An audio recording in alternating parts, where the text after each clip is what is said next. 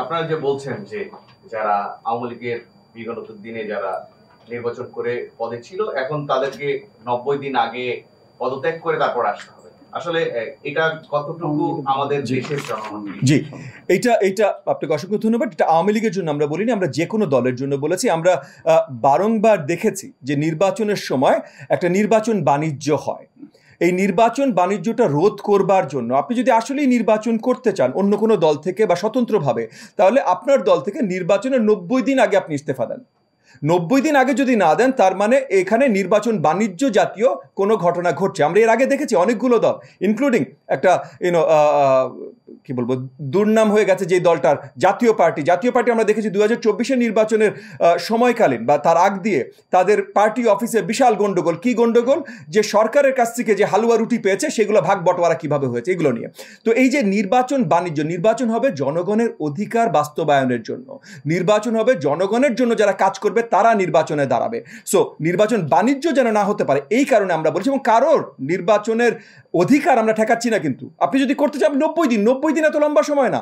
আপনি 90 দিন আগেও যদি আপনি সন্দিহান থাকেন, আপনি স্বতন্ত্র করবেন না, এই দলের করবেন না, ওই দলের করবেন, তাহলে এখানে নিশ্চয়ই আপনার প্রার্থিতা নিয়েও কিছু ঝামেলা আছে। তার জন্য আমরা 90 দিন সময়টা উল্লেখ করে দিয়েছি।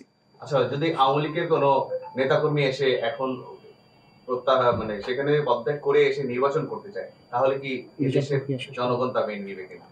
দেখেন, প্রথমত আমরা আমাদের দাবির ভিতরে যেটা পরিষ্কার করেছি যে জুলাই আগস্টের গণহত্যায় সম্পৃক্ত কারোর বিরুদ্ধে যদি মামলা থেকে থাকে, তাহলে সে কোনোভাবেই যেন এই আগামী নির্বাচনে প্রার্থিতা পেতে না পারে।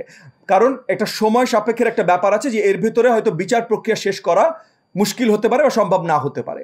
আর তাছাড়া যারা ভাই এই ফ্যাসিস্ট সরকারের দোষর ছিল, যারা জনগণের বিরুদ্ধে কাজ করেছে, 15 বছর ভোট চুরি করেছে, গণহত্যা করেছে, তারা তো ভাই এমনি দেশের আইনে সাজাপ্রাপ্ত হবে, তো তারা এমনি নির্বাচনের বাইরে চলে যাবে। সো ওটা আমাদের কোনো দুশ্চিন্তা না।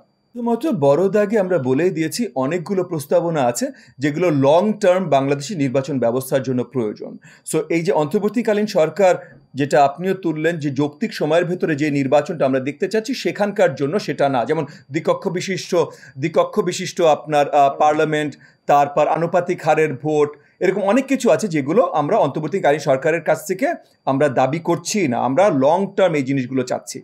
আর যেই জিনিসগুলো আছে যে এই যে আপনার কি বলো না, প্রিজাইডিং অফিসার সম্বন্ধে বা আপনার সিসিটিভি সম্বন্ধে, বা এই যে মানে কীভাবে ভোট গ্রহণ হবে, কীভাবে ভোট ডিক্লেয়ার্ড হবে, এগুলো যে কোনো সময় করা যেতে পারে। এটা আসলে কোনো লং টার্ম কাজ নয়। এবং আমরা আশা রাখি যে সামনের এই যে এই অন্তর্বর্তীকালীন সরকারের অধীনেও যে নির্বাচনটা হবে সেখানেও এগুলোকে সঠিক মূল্যায়ন করে হয়তো বাস্তবায়ন করার দাবি আমরা জানাচ্ছি।